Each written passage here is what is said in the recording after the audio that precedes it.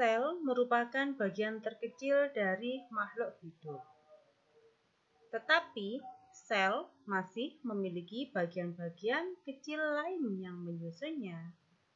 Nah, komponen-komponen bagian sel ini disebut sebagai organel. Nah, jenis-jenis organel bermacam-macam dan masing-masing memiliki karakteristik dan fungsi yang berbeda-beda.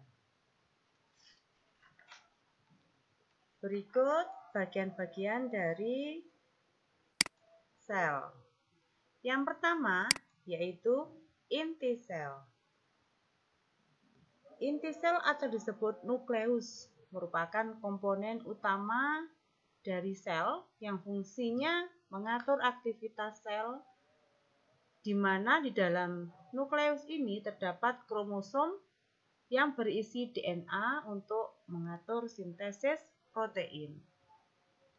Bagian-bagian dari inti sel yaitu ada membran inti, ada kromatin di dalamnya sini. Nah, berikutnya ada nukleolus atau anak inti. Membran inti ini fungsinya mengatur keseimbangan antara nukleoplasma dengan sitoplasma, serta untuk regulasi protein. Kemudian di dalamnya di sini terdapat cairan nukleus atau disebut dengan nukleoplasma. Di sini berupa gel yang tersusun dari substansi kimia, ion, protein, enzim, nukleotida, dan kromatin. Selanjutnya ada RE atau retikulum endoplasma.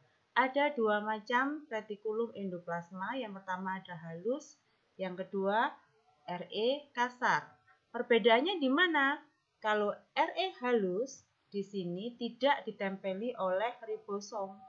Fungsinya untuk mensintesis lipid, fosfolipid, dan steroid. Biasanya RE yang terdapat pada sel epitel usus. Selanjutnya, retikulum endoplasma kasar di sini nampak ditempeli oleh ribosom. Nah, fungsinya sebagai alat transportasi protein yang disintesis oleh ribosom. Kebanyakan RE yang terdapat pada sel-sel pankreas. Selanjutnya, ribosom. Ribosom sendiri fungsinya, ini ribosom yang bebas, yang tidak menempel pada RE. Ini fungsinya untuk sintesis protein. Selanjutnya adalah sitosul, atau ada yang menyebut sitoplasma. Ini cairan sel yang terletak di luar nukleus.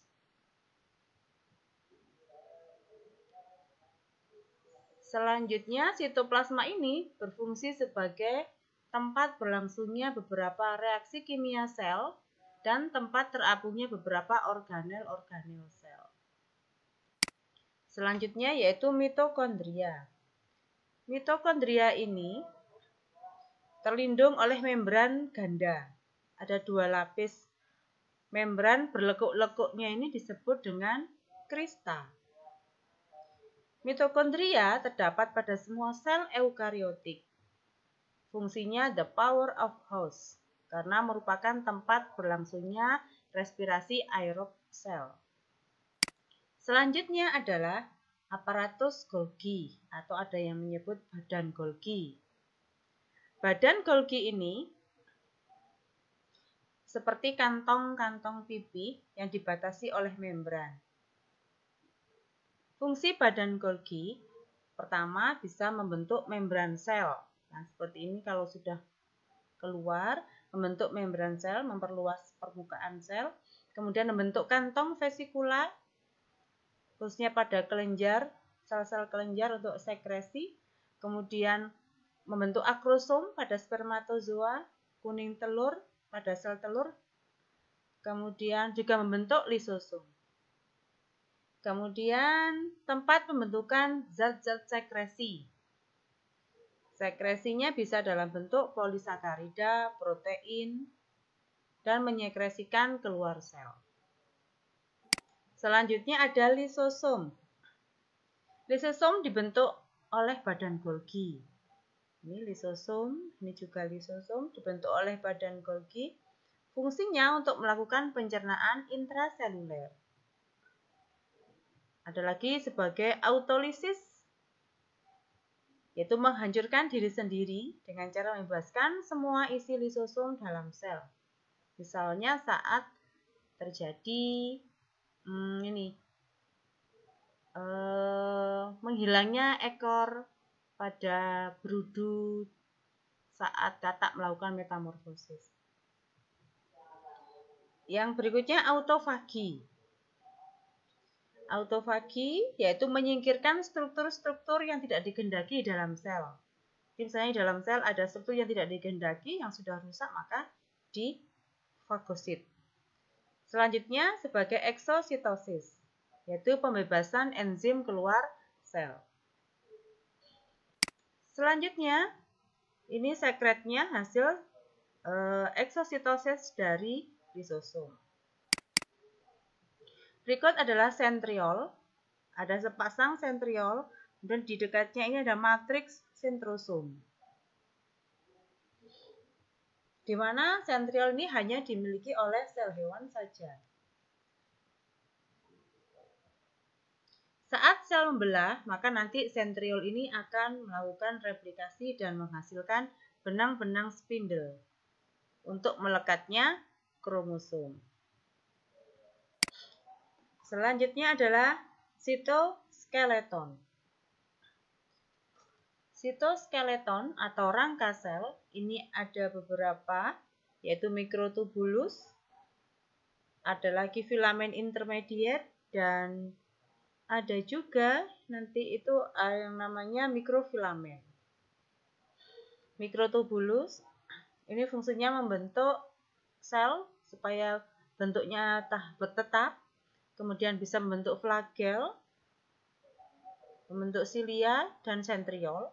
Kemudian filamen intermediate ini memperkuat bentuk sel, tempat bertautnya nukleus dengan organel-organel lain. Ada lagi yang mikrofilamen, ini nanti memisahkan sel gelendong pembelahan saat terjadi pembelahan ini ya oleh sentriol. Ini bagian-bagian dari sel hewan. Selanjutnya dibungkus lapisan terluarnya yaitu oleh membran plasma, atau ada yang menyebut membran sel. Selaput membran plasma ini fungsinya melindungi agar isi sel tidak meninggalkan sel, kemudian sebagai penerima atau reseptor rangsangan dari luar. Selanjutnya sebagai tempat terjadinya kegiatan biokimiawi seperti reaksi oksidasi dan respirasi. Kemudian mengontrol zat yang boleh masuk maupun keluar meninggalkan sel. Nah, di sini sifat dari membran sel yaitu selektif permeable atau semi permeable. Mengapa seperti itu? Nanti kita lihat struktur dari membran sel tersendiri.